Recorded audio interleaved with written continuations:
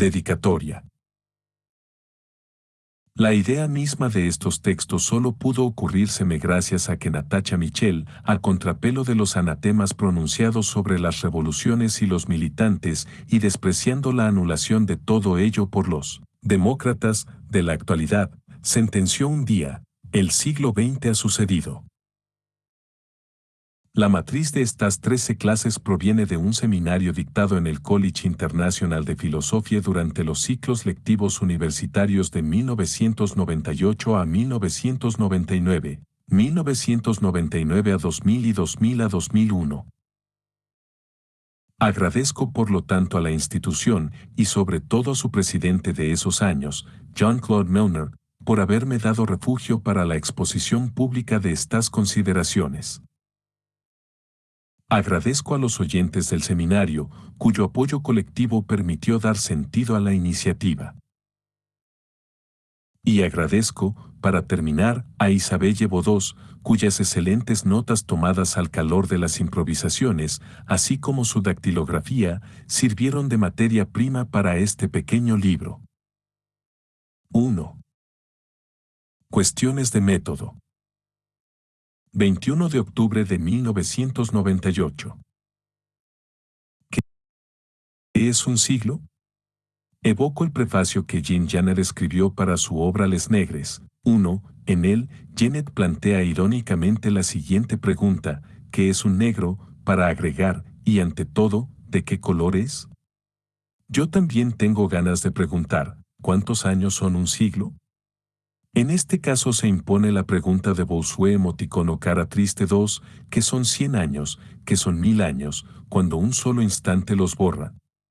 Nos preguntaremos, entonces, ¿cuál es el instante de excepción que borra el siglo XX? ¿La caída del muro de Berlín? ¿El secuenciamiento del genoma? ¿El lanzamiento del euro?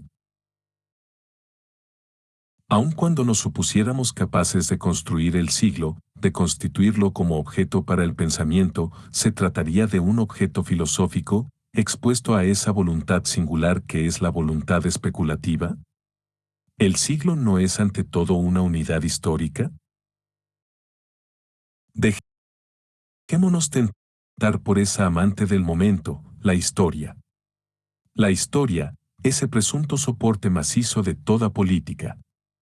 Yo podría decir con toda razonabilidad, por ejemplo, el siglo comienza con la guerra de 1914 a 1918, guerra que incluye la Revolución de Octubre de 1917, y termina con el derrumbe de la URSS y el final de la Guerra Fría. Es el pequeño siglo, 75 años, fuertemente unificado. El siglo soviético, en suma.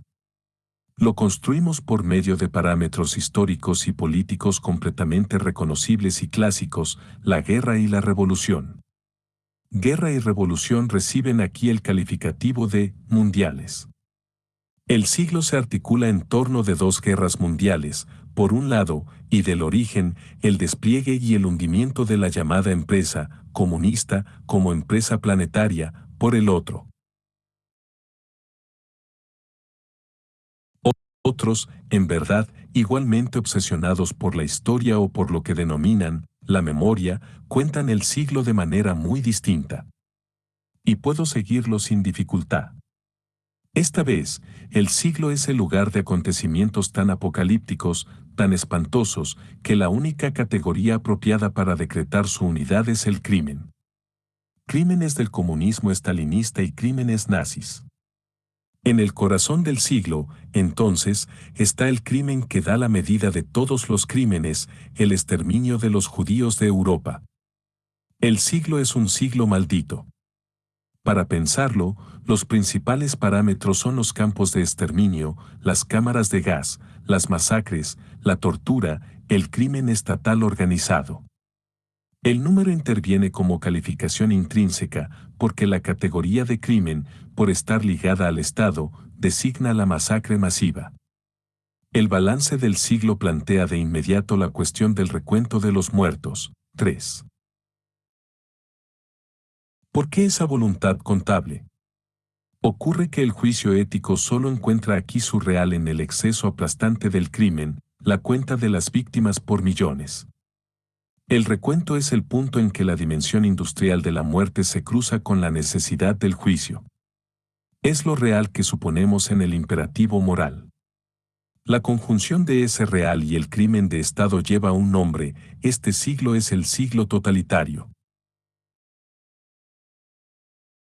Notemos que es aún más breve que el siglo comunista.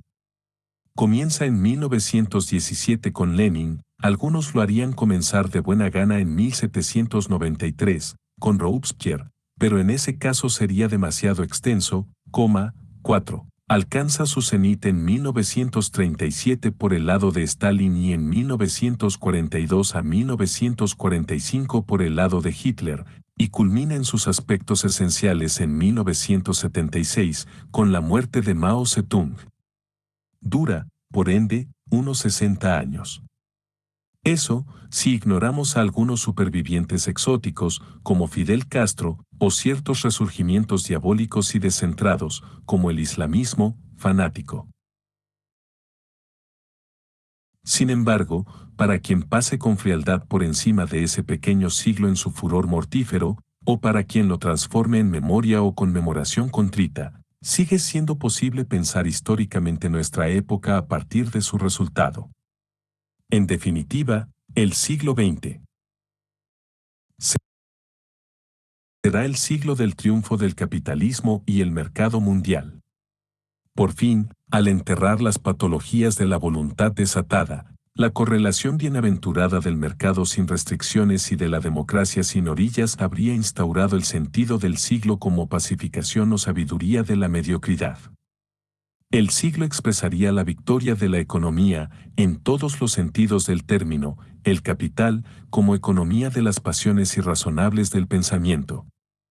Es el siglo liberal. Este siglo en que el parlamentarismo y su soporte abren la vía regia de las ideas minúsculas es el más corto de todos. Iniciado a lo sumo luego de la década de 1970, últimos años de exaltación revolucionaria, dura 30 años. Siglo feliz, se dice. Siglo parvo. ¿Cómo meditar filosóficamente sobre todo esto?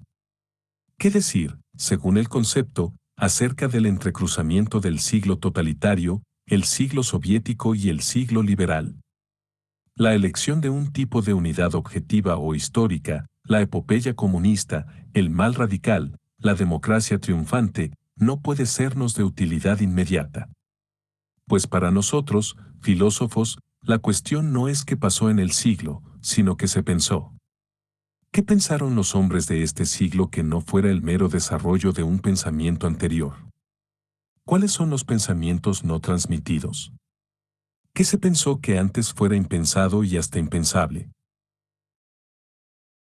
El método será el siguiente: tomar de la producción del siglo algunos documentos, algunas huellas que indiquen cómo se pensó el siglo a sí mismo.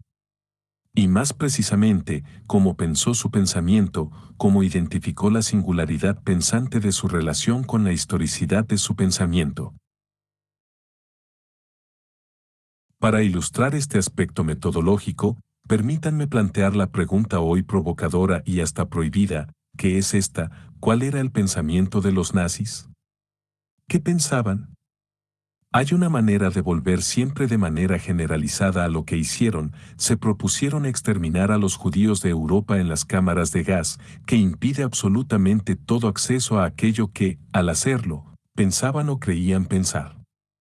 Ahora bien, el hecho de no pensar lo que pensaban los nazis impide también pensar lo que hacían y, en consecuencia, veda toda política real de prohibición del retorno de ese accionar. Mientras no se lo piense, el pensamiento nazi permanecerá entre nosotros impensado y, por consiguiente, indestructible. Cuando se dice con ligereza que lo que hicieron los nazis, el exterminio, es del orden de lo impensable o lo inabordable, se olvida un punto capital: que lo pensaron y lo abordaron con el mayor de los cuidados y la más grande de las determinaciones. Decir que el nazismo no es un pensamiento o, en términos más generales, que la barbarie no piensa, equivale de hecho a poner en práctica un procedimiento solapado de absolución. Se trata de una de las formas del pensamiento único, actual, que es en realidad la promoción de una política única. La política es un pensamiento, la barbarie no es un pensamiento, por lo tanto, ninguna política es bárbara. Este silogismo no apunta sino a disimular la barbarie, evidente, sin embargo, del capital parlamentarismo que hoy nos determina. Para salir de ese disimulo es preciso sostener, en y por el testimonio del siglo, que el nazismo mismo es una política, es un pensamiento. Se me dirá, entonces, usted no quiere ver que, ante todo, el nazismo y por añadidura el estalinismo son figuras del mal. Sostengo, por el contrario, que al identificarlos como pensamientos o como políticas me doy, finalmente, los instrumentos para juzgarlos, mientras que ustedes, al hipostasiar el juicio, terminan por proteger su repetición. De hecho, la ecuación moral que identifica lo impensable, nazi o estalinista, con el mal es una teología débil.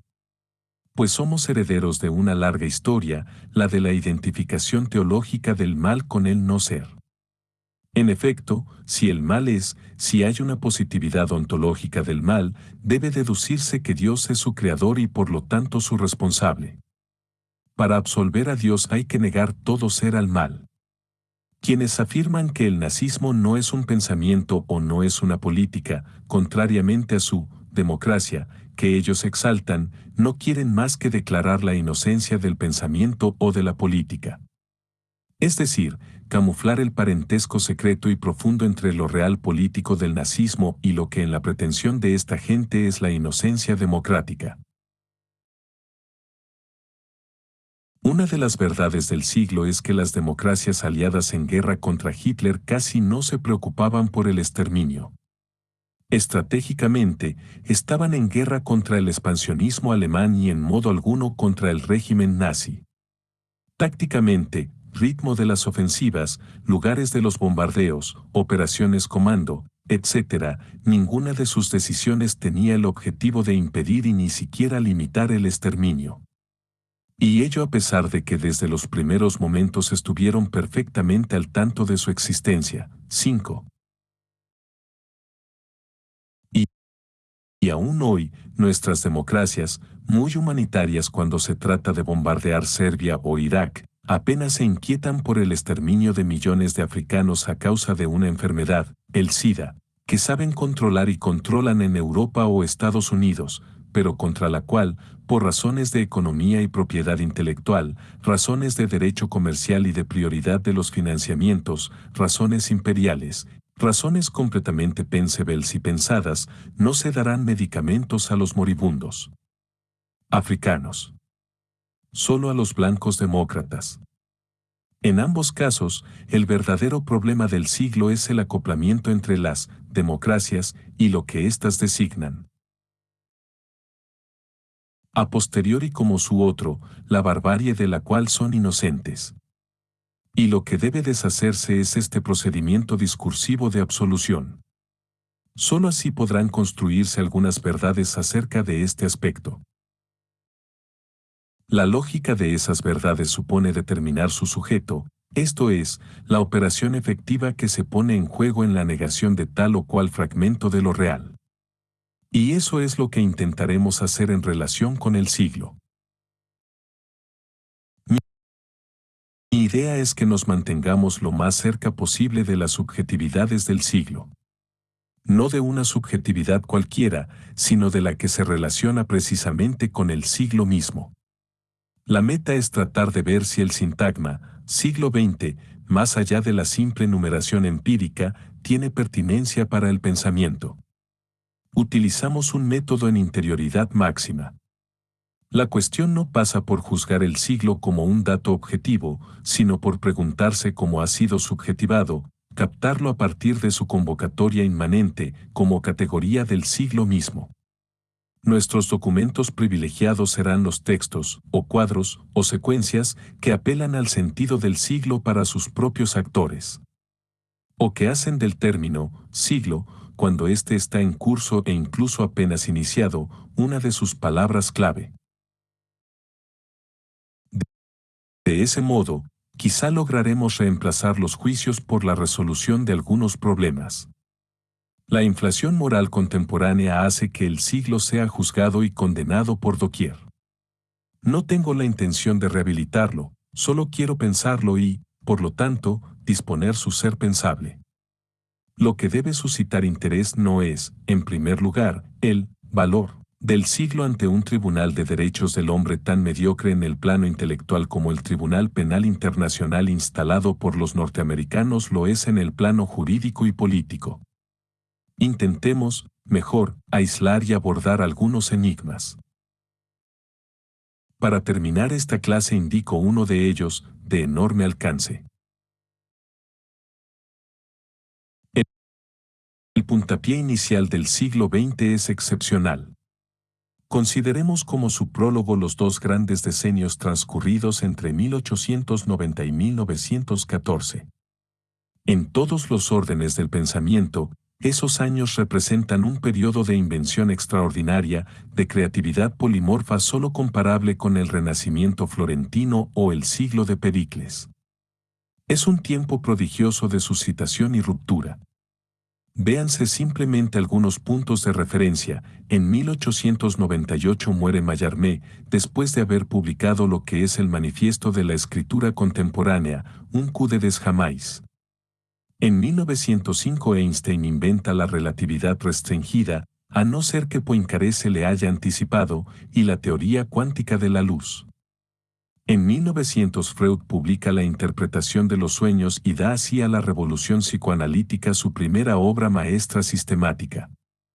Siempre en Viena y durante la misma época, Schoenberg funda en 1908 la posibilidad de una música no tonal. En 1902 Lenin crea la política moderna, explicitada en qué hacer. De esos mismos comienzos de siglo datan las inmensas novelas de James o de Conrad, y en ellos se escribe lo esencial de En busca del tiempo perdido de Proust y madura el Ulises de Joyce. Puestas en marcha por Fraye, con Russell, Hilbert, el joven Wittgenstein y algunos otros, la lógica matemática y su escolta, la filosofía lenguajera, se despliegan tanto en el continente como en el Reino Unido. Pero he aquí que hacia 1912 Picasso y Braque estremecen la lógica pictórica. Con su encarnizamiento solitario, Husserl despliega la descripción fenomenológica. Paralelamente, vigorosos genios como Poincaré o Hilbert refundan, en la estirpe de Riemann, Dedekind y Cantor, todo el estilo de la matemática. Justo antes de la guerra de 1914, en el pequeño Portugal, Fernando Pessoa asigna a la poesía tareas hercúleas. El cine mismo, recién inventado, encuentra en Méliès, Griffith y Chaplin a sus primeros genios. Nunca acabaríamos de enumerar los prodigios de este breve periodo. Ahora bien, inmediatamente después se inicia una larga tragedia cuyo color fijará la guerra de 1914 a 1918, la de la utilización sin escrúpulos del material humano. Hay sin duda un espíritu de la década de 1930 y dista de ser estéril, volveremos a ello más adelante. Pero es tan masivo y violento como inventivo y sutil era el de principios de siglo. El sentido de esta sucesión es un enigma. O un problema. Preguntémonos lo siguiente: los terribles años de las décadas de 1930, 1940 e incluso 1950, con las guerras mundiales, las guerras coloniales, las construcciones políticas opacas, las masacres masivas, las empresas gigantescas y precarias, las victorias de costo tan elevado que parecen derrotas, todo eso está relacionado o no con el inicio en apariencia tan luminoso, tan creador, tan civilizado que constituyen los primeros años del siglo? Entre esos dos fragmentos temporales está la guerra de 1914. ¿Cuál es, entonces, la significación de esta? ¿Es el resultado o el símbolo de qué? Digamos que no hay posibilidad alguna de resolver el problema si no se recuerda que el periodo bienaventurado es también el del apogeo de las conquistas coloniales, la dominación europea sobre la tierra entera, o casi. Y de ese modo, en otra parte, lejos, pero también muy cerca de las almas, y en cada familia, la servidumbre y la masacre ya están presentes. Antes de la guerra de 1914 está ya África entregada a lo que algunos escasos testigos o artistas calificarán de salvajismo conquistador y bienpensante. 6. Yo mismo miro con espanto ese diccionario Larousse de 1932, heredado de mis padres, donde, en la entrada correspondiente a la jerarquía de las razas, considerada como una evidencia para todos, aparece el dibujo del cráneo del negro entre el cráneo del gorila y el del europeo. Luego de 2 o 3 siglos de deportación de la carne humana con fines de esclavitud, la conquista logra hacer de África el reverso de horror del esplendor europeo, capitalista y democrático. Y la cosa prosigue en nuestros días. En el negro furor de la década de 1930, en la indiferencia a la muerte, hay algo que proviene sin duda de la Gran Guerra y las trincheras, pero también, como un retorno infernal, de las colonias, de la manera como en ellas se consideran las diferencias en la humanidad. Admitamos que el nuestro es el siglo en que, como decía Malraux, la política se convirtió en tragedia. A principios de siglo, en la apertura dorada de la Belle Époque. ¿Qué elementos preparaban esta visión de las cosas? En el fondo, a partir de determinado momento, el siglo se obsesiona con la idea de cambiar al hombre, de crear un hombre nuevo. Lo cierto es que la idea circula entre los fascismos y los comunismos, y las estatuas son más o menos las mismas, la del proletario de pie en el umbral del mundo emancipado, pero también la del ario ejemplar, el Sigfrido que da por tierra con los dragones de la decadencia. Crear un hombre nuevo equivale siempre a exigir la destrucción del viejo. La discusión, violenta e irreconciliable, se refiere a la definición del hombre antiguo. Pero en todos los casos el proyecto es tan radical que en su realización no importa la singularidad de las vidas humanas, ellas son un mero material.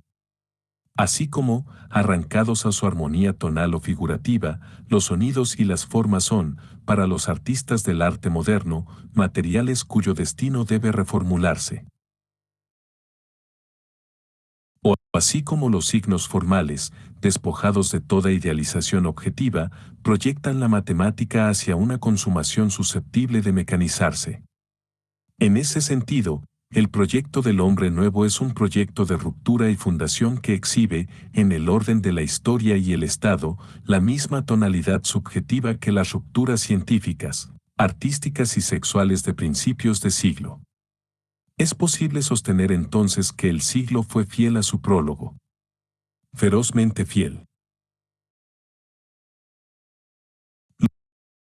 Lo curioso es que hoy esas categorías están muertas, ya nadie se preocupa por crear políticamente un hombre nuevo y, al contrario, se exige en todas partes la conservación del hombre antiguo, y por añadidura la de todos los animales en peligro, y hasta la del viejo maíz, en el preciso momento en que hoy, gracias a las manipulaciones genéticas, las cosas están listas para cambiar realmente al hombre y modificar la especie.